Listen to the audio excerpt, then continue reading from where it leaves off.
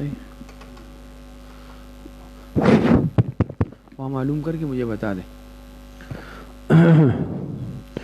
کتابیں کھول لیں. حدیث یہ ہے افضل الصدقۃ ان تشبع کبدا جائعا. یہاں سے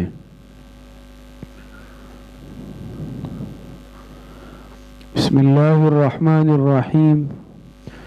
قال رسول اللہ صلی اللہ علیہ وسلم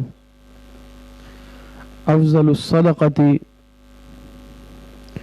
ان تشبع کبدا جائعا. جناب نبی کریم صلی اللہ علیہ وسلم کا ارشاد اور افضل صدقہ یہ ہے کہ تم کسی تر جگر کا پیٹ بھر دو. تو اس کے معنی آتے ہیں شبع کہتے ہیں پیٹ بھرنا، شبعان کہتے ہیں جس انسان کا پیٹ بھرا ہوا ہو، کبد ویسے کہتے ہیں جگر کو، کلیجے کو، اور جائع معنی بھوکا. صدقے کی تو چونکہ دیکھیں مختلف صورتیں ہیں نا، لیکن فرمایا کہ سب سے افضل صورت کیا ہے کہ انسان اب کبدن جائعن تر جگر والے کا، اس سے مراد جاندار ہے، اس سے مراد جاندار ہے ذی روح، چاہے وہ انسان ہو، چاہے وہ جانور ہو، چاہے وہ چرند پرند ہو، سب کے پر اس کا اطلاق ہوتا ہے. تو صدقہ جو ہے سب سے صدقے کی صورتیں تو مختلف ہے، لیکن بہترین صدقہ کیا ہے کہ انسان کسی بھوکے کو، پیاسے کو کھانے پینے کا انتظام کر کے دے دے. کوئی انسان بھوکا ہے اس کو کھانا کھلا لے، کوئی انسان پیاسا ہے اسے پانی پلا دے، جانور پیاسا ہے یا بھوکا ہے اس کے لیے گھاس چارے کا پانی کا انتظام کر لے، پرندہ ہے ان کے لیے دانہ پانی کا انتظام کر لے. تو سب سے افضل صدقہ یہ ہے، بہترین. ورنہ تو صدقے کی بہت ساری صورتیں ہیں کہ صدقہ تو ایسے بھی کیا جا سکتا ہے انسان کسی کو کپڑا پہنا دے، انسان کسی کے رہنے کو گھر مہیا کر دے، انسان کسی کے لیے نقد رقم کا انتظام کر دے، یا کوئی بھی اور صورت اختیار کر لے جس سے اس کا فائدہ ہو جائے، اس کی ضرورت پوری ہو جائے. اور ایک صورت یہ ہے کہ انسان کسی کا پیٹ بھر دے، اس کی بھوک دور کر دے، اس کی پیاس دور کر دے. تو سب سے افضل اور بہترین صدقہ یہ ہے، بھوکوں کو کھانے کھلانا، پیاسے کو پانی پلانا، بھوک اور پیاس کو دور کرنا. یہ صدقے کی سب سے بہترین صورت ہے، افضل صورت ہے. تو اسے افضل صدقہ قرار دیا گیا. یہ نہیں ہے کہ صدقے کی صرف یہ صورت ہے اور نہیں ہے، یہ افضل صدقہ ہے. افضل اس میں تفضیل ہے. باقی صدقے کی اور بھی صورتیں وہ بھی ہو سکتی ہے، اس میں بھی کوئی حرج نہیں ہے کہ انسان کسی بھی طریقے سے کسی پر صدقہ کر لے، کپڑے دے دے اور اس کی ضروریات پوری کر لے. لیکن اگر کھانا کھلائے اور اس کا پیٹ بھر دے، اس کی بھوک پیاس دور کر دے، تو یہ جو ہے افضل صدقہ ہے، اور یہ صدقے کی اچھی اور بہترین صورت ہے. تو اس حدیث کا ترجمہ آپ نے سن لیا کہ سب سے افضل صدقہ کون سا ہے؟ یہ کہ تم کسی تر جگر والے کا کیا کر دو؟ پیٹ بھر دو. اس سے آگے والی روایت دیکھ لیں. بسم اللہ الرحمن الرحیم. قال رسول اللہ صلی اللہ علیہ وسلم منہومان لا یشبعان، منہوم فی العلم لا یشبع منہ ومنہوم فی الدنیا لا یشبع منہا. منہومان فرماتے ہیں کہ دو حریص ایسے ہیں، منہومان ای حریصان، دو حریص ایسے ہیں لا یشبعان جن کا پیٹ کبھی نہیں بھرتا. ترجمہ سن لیں غور سے. آپ علیہ الصلوۃ والسلام کا ارشاد مبارک ہے منہومان ای حریصان لا یشبعان، دو حریص ایسے ہیں، دو لالچی ایسے ہیں جن کا پیٹ کبھی نہیں بھرتا. منہوم فی العلم، ایک علم کا حریص، علم حاصل کرنے کا حریص، لا یشبع منہ، اس کا علم سے کبھی پیٹ نہیں بھرتا. لا یشبع منہ ای من العلم، اس کا حصول علم سے پیٹ نہیں بھرتا۔ نمبر 2 ومنہوم فی الدنیا، دوسرا حریص وہ ہے جو دنیا کا حریص ہے، لالچی ہے، لا یشبع منہا ای من الدنیا، اس کا دنیا سے کبھی پیٹ نہیں بھرتا، اور حقیقت بھی اسی طرح ہے۔ تو یہ 2 قسم کے حریص آپ علیہ الصلوۃ والسلام نے بتائے ہیں، لیکن اس میں یہ بات بھی سمجھ لیں کہ اس میں جو ایک قسم کے حرص ہے، وہ حرص جو ہے وہ محمود ہے، وہ حرص پسندیدہ ہے۔ وہ حرص پسندیدہ ہے کون سی؟ منہوم فی العلم، وہ حریص جو علم کا حریص ہو۔ تو علم کا حریص ہونا یہ اچھی بات ہے، علم کا حریص ہونا یہ اچھی بات ہے، یہ بری بات نہیں ہے۔ اور دوسرا جو حرص ہے وہ مذموم ہے، وہ ناپسندیدہ ہے، اور وہ حرص کون سا ہے؟ وہ ہے دنیا کا حرص، مال کا حرص، دنیا کا حرص، دنیا کی لالچ، یہ مذموم ہے، یہ ناپسندیدہ ہے۔ تو اب یہ دونوں حریص ہے، دونوں انسان، لیکن ایک حریص جو ہے وہ پسندیدہ ہے، محمود ہے، علم کا حریص۔ جس انسان کو حصول علم کا چسکا لگ جائے نا، اس کو علم کا، اس کو مطالعے کا، اس کو پڑھنے کا، اس کو پڑھانے کا جب چسکا لگ جائے، شوق پیدا ہو جائے، ذوق پیدا ہو جائے، پھر اس کی انتہا نہیں ہوتی۔ اور علم تو حقیقت میں ایسا سمندر ہے کہ جس کی کوئی انتہا نہیں ہے، جس کا کوئی کنارہ نہیں ہے، یہ بحر بے کنار ہے۔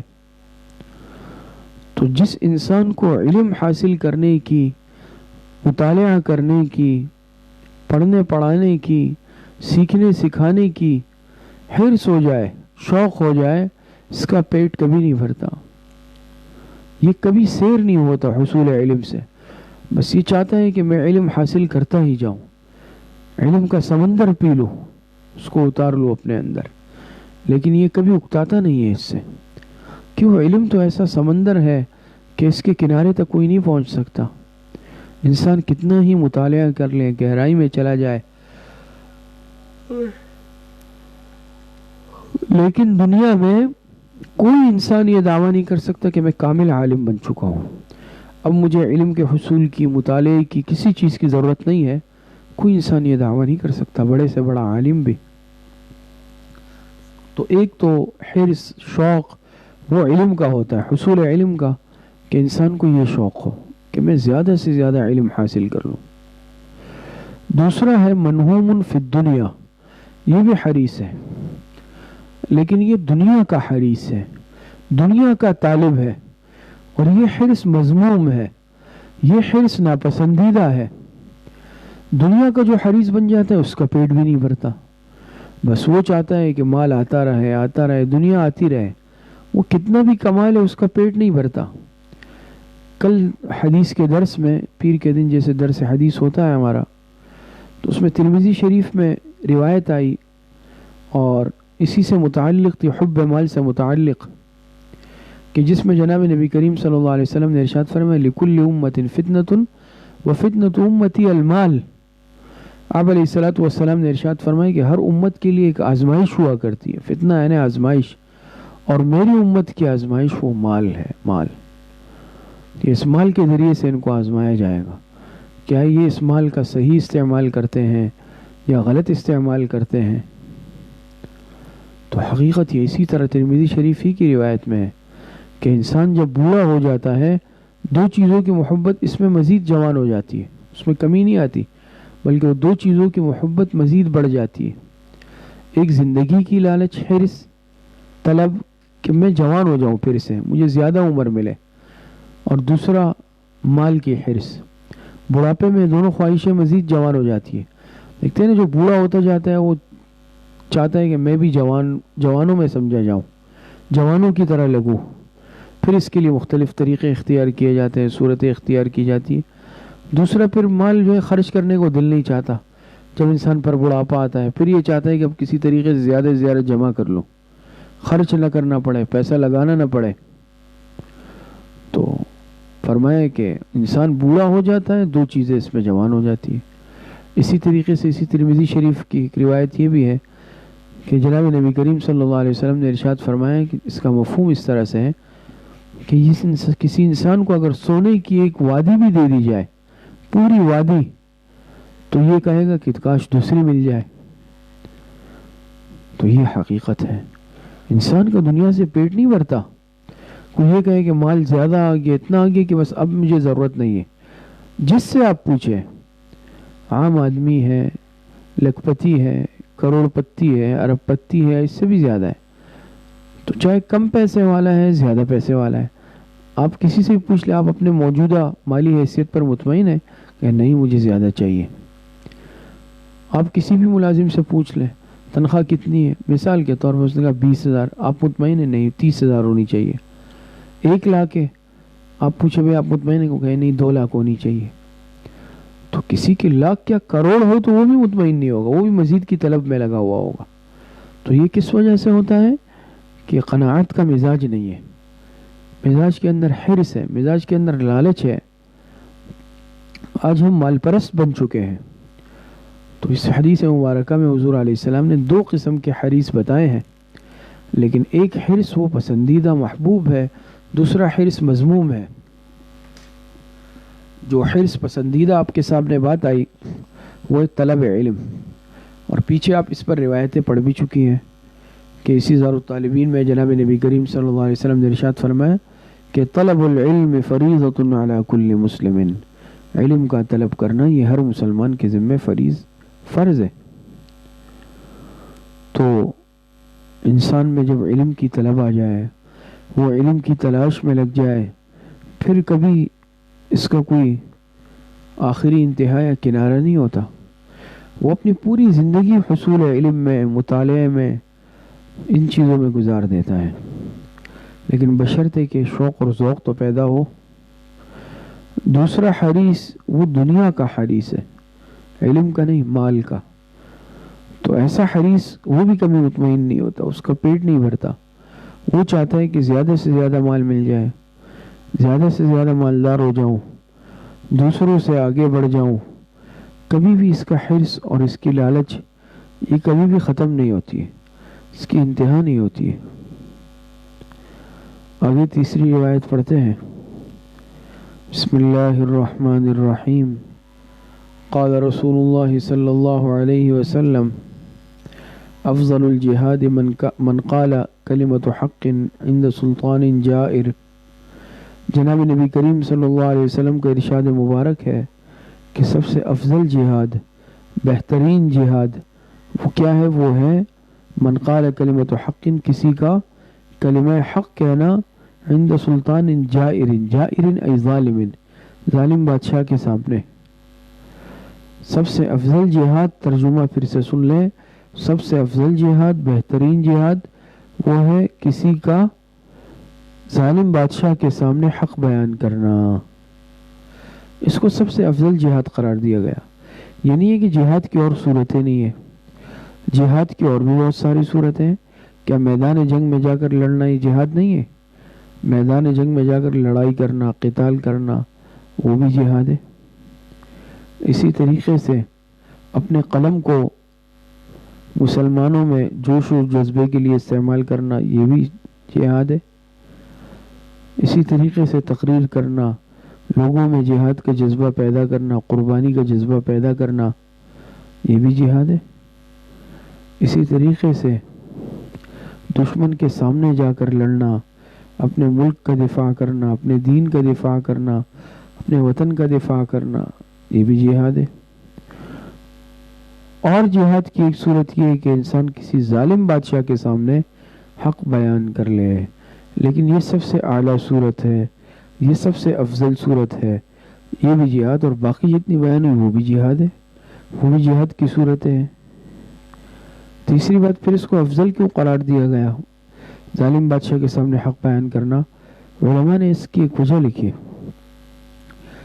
وجہ ایک تو دیکھیں یہ کہ ظاہری بات ہے کہ یہ آسان کام نہیں ہے، کسی بادشاہ کے سامنے آنکھوں میں آنکھیں ڈال کر کھڑے ہونا اور پھر حق کی بات بیان کر دینا، یہ اتنا آسان نہیں ہے۔ سوچنا آسان ہے، حقیقت میں عمل کرنا ہر انسان کے بس کی بات نہیں ہے۔ دوسری بات یہ ہے کہ عام لڑائی میں، عام جہاد میں انسان کے بچنے کا بھی امکان ہے، دونوں چانسز ہیں۔ یہ بھی ہو سکتا ہے کہ آپ غازی بن کر گھر لوٹ آئے، یہ بھی ہو سکتا ہے کہ آپ کو شہادت کا مقام اور مرتبہ مل جائے۔ یہ بات تو سمجھ آ گئی نا۔